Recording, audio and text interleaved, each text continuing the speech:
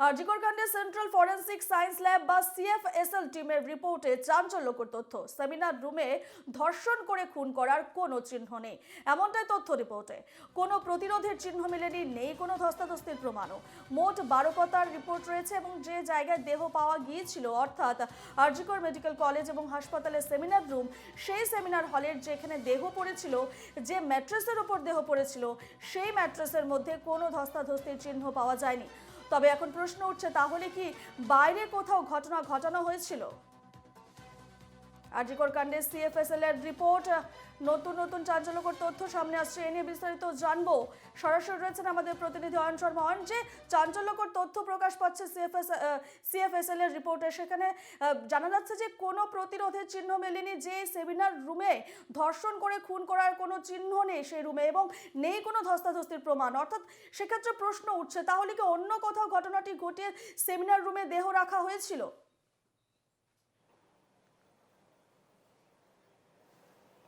দেখো, এক্ষেত্রে সিএসএফএল এর তরফ থেকে যে রিপোর্ট প্রকাশ করা হয়েছে তারপর কিন্তু সেই বিষয়টাই প্রমাণ হচ্ছে। কারণ একাধিক সময়ে দেখা গিয়েছে যে জুনিয়র ডাক্তার থেকে শুরু করে সিনিয়র চিকিৎসকরা প্রশ্ন তুলেছিলেন যে তথ্য প্রমাণ লোপাটের তত্ত্ব তারা আগে থেকেই সেখান থেকে সেই জায়গাটা থেকে প্রশ্ন তুলতে শুরু করেছিলেন। কিন্তু গতকাল যখন সিএসএফএল এর রিপোর্ট ইতিমধ্যেই প্রকাশ্যে এসেছে, সেই 12 পাতার রিপোর্টের একেবারে 12 নম্বর যে লাইনটি রয়েছে সেখানে বলছে যে লেস মিসিং পসিবিলিটি রয়েছে। অর্থাৎ এর অর্থ যে একেবারে সেমিনার রুমের কথা বলা হচ্ছিল, চেস্ট মেডিসিন ডিপার্টমেন্টের যে সেমিনার রুম, যে সেমিনার রুম থেকে দেহ উদ্ধার হয়েছিল নির্যাতিত তরুণীর সঙ্গেই থাকো। আমরা ফোনে পেয়ে গেছি চিকিৎসক সুবর্ণ গোস্বামীকে। ডাক্তারবাবু, এনকেটিভি বাংলায় স্বাগত। ডাক্তারবাবু, সিএফএসএল একটি চাঞ্চল্যকর তথ্য এই মুহূর্তে প্রকাশ করেছে। সেখানে স্পষ্ট তারা জানাচ্ছে যে সেমিনার রুমে ধর্ষণ করে খুন করার কোনো চিহ্ন নেই এবং কোনো প্রতিরোধের চিহ্ন মেলেনি সেমিনার রুমে, নেই কোনো ধস্তাধস্তির প্রমাণও। কি বলবেন? দেখুন, আমরা প্রথম দিন থেকে যা বলে আসছিলাম যে তথ্য প্রমাণ লোপাট করা হয়েছে, এবং আপনাদের খেয়াল থাকবে যে সিবিআই তাদের মুখবন্ধ খাম সুপ্রিম কোর্টে যখন জমা দিল প্রথম দিন, তখনই তারা বলেছিল the crime scene has been altered, অর্থাৎ অপরাধের স্থানটা পরিবর্তন করা হয়েছে। এই যে কিন্তু তার ফার্দার আর কোনো রিফ্লেকশন অথবা প্রতিফলন আমরা ওদের প্রাথমিক যে চার্জশিট সেটাতে পাইনি। সেই জন্যই আমরা সকলে মিলে তাকিয়েছিলাম সাপ্লিমেন্টারি চার্জশিটের দিকে। কিন্তু এই সাপ্লিমেন্টারি চার্জশিট সিবিআই কে জমা দিতে দিল না আমাদের রাজ্যের শাসক এবং কেন্দ্রের শাসক উভয়ের যে গোপন রাজনৈতিক বোঝাপড়া, সেটা ফলে হচ্ছে যে আমরা ওই জন্য ধর্মতলায় অবস্থানে বসেছি। প্রতিবাদী হচ্ছে যে আমরা চিকিৎসকরা আমাদের প্রতিবাদ হচ্ছে এই উভয় শাসকের এই গোপন আঘাতের বিরুদ্ধে, যে এত বড় একটা ঘৃণ্য অপরাধ তার প্রকৃত অপরাধীদের আপনারা আড়াল করছেন। যেখানে ধৃত সঞ্জয় রায় তার বয়ান অনুযায়ী হচ্ছে যে মেয়েটি অত্যন্ত ছটফট করছিল দুষ্কর্মের সময় ইত্যাদি, এইসব বর্ণনাও আছে। যদি ছটফট করে থাকে তাহলে হচ্ছে যে মেয়েটি কে যেভাবে পরিপাটি করে তার মৃতদেহ শোয়ানো ছিল, তার হচ্ছে যে পাশে ল্যাপটপ বন্ধ রাখা, তার উপর একটা নোটপ্যাড, তার উপর একটা মোবাইল, সেটা পরিপাটি করে সাজানো, এবং হচ্ছে তার আসবাব আশপাশে কেউ কোন স্থান পরিবর্তন করেনি, চপ্পল জোড়া এমন ভাবে সাজানো যাতে মনে হবে দেখে যে নির্যাতিতা মেয়েটি নিজেই বোধহয় চপ্পল ছেড়ে ওখানে ছুটে গেছে। এই সমস্ত কিছু দেখে আমরা প্রথম দিন থেকে যা বলছিলাম, যা ফটোগ্রাফি ইত্যাদি সব আছে। এখন সিএফএসএল ল্যাব আমাদের যে বক্তব্য তারাই শিরমোহর দিয়েছে, সেটা তো পরিষ্কার হয়ে গেল।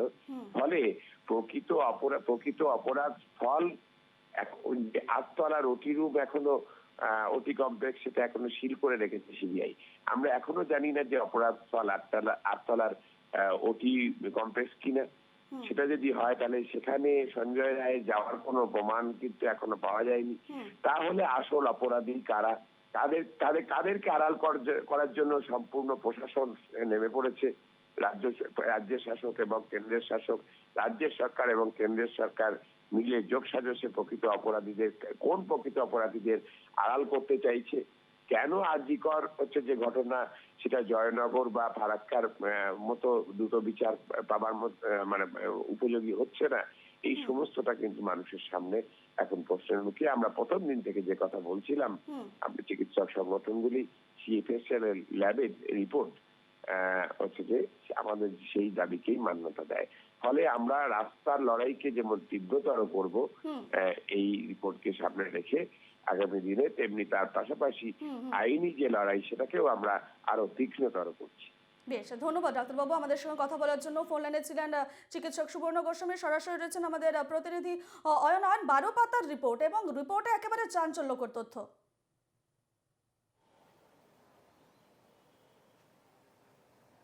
দেখো, একেবারে এই 12 পাতার রিপোর্টে যে এমন কিছু বিষয়গুলো যে উল্লেখ রয়েছে তা কিন্তু মূলত এতদিন ধরে যে ঘটনার দিকে আমরা এগোচ্ছিলাম, যে সেমিনার রুম, চেস্ট মেডিসিন ডিপার্টমেন্টের যে সেমিনার রুম, সেই সেমিনার রুমে এই ধরনের ঘটনা ঘটেছে, সেখান থেকে দাঁড়িয়ে যখন গতকাল যে রিপোর্টটা প্রকাশ হয়েছে সিএফএসএফএল এর তরফ থেকে, সেই রিপোর্টের পর কিন্তু পুরোপুরি একেবারে বলা যায় যে ঘুরে গিয়েছে গোটা ঘটনা। যে অপরাধের স্থল আলাদা জায়গা, সেমিনার রুমে দেহ সাজিয়ে গুছিয়ে রাখা হয়েছিল, সেটাই কিন্তু ফলত প্রমাণ হচ্ছে, সেটাই বলার চেষ্টা করা হচ্ছে এতদিন ধরে। কিন্তু সিএসএফএল এর রিপোর্ট বলছে যে সেমিনার রুমে এই ধরনের কোনো ঘটনা ঘটেনি, ম্যাট্রেসে কোনো ধরনের কোনো ধস্তাধস্তির প্রমাণ পাওয়া যায়নি। অর্থাৎ অপরাধের স্থল আলাদা, শুধুমাত্র সেমিনার রুমে এনে দেহটা রাখা হয়েছিল, সেটাই কিন্তু প্রকাশ পাচ্ছে এই সিএসএফএল এর রিপোর্ট থেকে। এবং পরিষ্কার করে এখানে বলা হচ্ছে যে এই চেস্ট যে সেমিনার রুম, সেই চেস্ট সেমিনার রুমে কোনোভাবে ধস্তাধস্তির কোনো প্রমাণ পাওয়া যায়নি।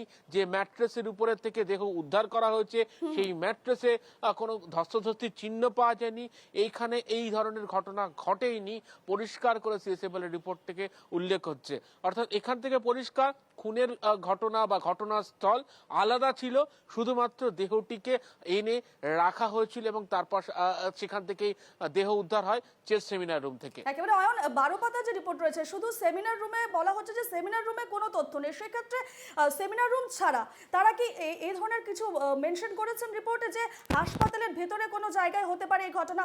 কারণ হাসপাতালে তো বহু সিসিটিভি ক্যামেরা রয়েছে, এইভাবে একটি দেহ হাসপাতালের ভিতরে ঢোকানো বা যদি বাইরে ঘটে থাকে হাসপাতালের ভিতরে নিয়ে আসা দেহটি, সেটা একটা নিরাপত্তার ক্ষেত্রে প্রশ্ন উঠছে। সেই ক্ষেত্রে 12 পাতার যে রিপোর্ট রয়েছে, সেমিনার রুম ছাড়া কি হাসপাতালে অন্য কোথাও এই ঘটনা ঘটতে পারে, এই ধরনের কোনো তথ্য মেনশন রয়েছে রিপোর্টে?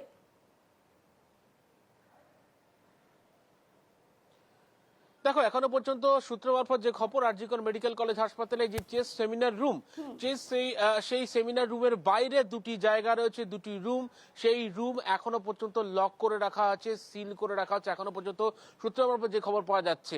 তা সেখানে সিবিআই আধিকারিকরা যখন এই চেস্ট সেমিনার রুমে বারংবার এসে তারা তদন্ত করেছেন, সিএসএফএল এর তরফ থেকে টিমও গিয়েছিল, সেখানে দাঁড়িয়ে এই সেমিনার রুমের বাইরে দুটি জায়গা রয়েছে, দুটি রুম রয়েছে, সেই রুম দুটি এখনো পর্যন্ত সিল করা রয়েছে।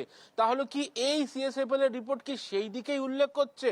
সেমিনার রুমের বাইরে দুটি জায়গা, সেখানে এখনো পর্যন্ত সিবিআই আধিকারিকরা কেন সিল করে রেখে দিয়েছেন? তাহলে কি তারা অনুমান করছেন যে ওই দুটি জায়গায় এই ধরনের ঘটনা ঘটেছিল এবং তারপর দেহ রাখা হয়েছিল সেমিনার রুমে? সেটা কিন্তু সব থেকে বড় ইঙ্গিত দিচ্ছে সিএসএফএল এর রিপোর্টের প্রকাশের পর, যখন সেমিনার রুমে বলা হচ্ছে যে কোনোভাবে এই ধরনের ঘটনা ঘটেনি সেমিনার রুমে। তাহলে বাইরের যে দুটি জায়গা সিল করা রয়েছে, সেখানে কি এই ধরনের ঘটনা ঘটে থাকতে পারে? সেটা কিন্তু মূলত সেই দিকে ঘটনা মোড় নিচ্ছে এবং সিবিআই আধিকারিকরা তারা এই দিকে কিন্তু মূলত আলোকপাত করছেন।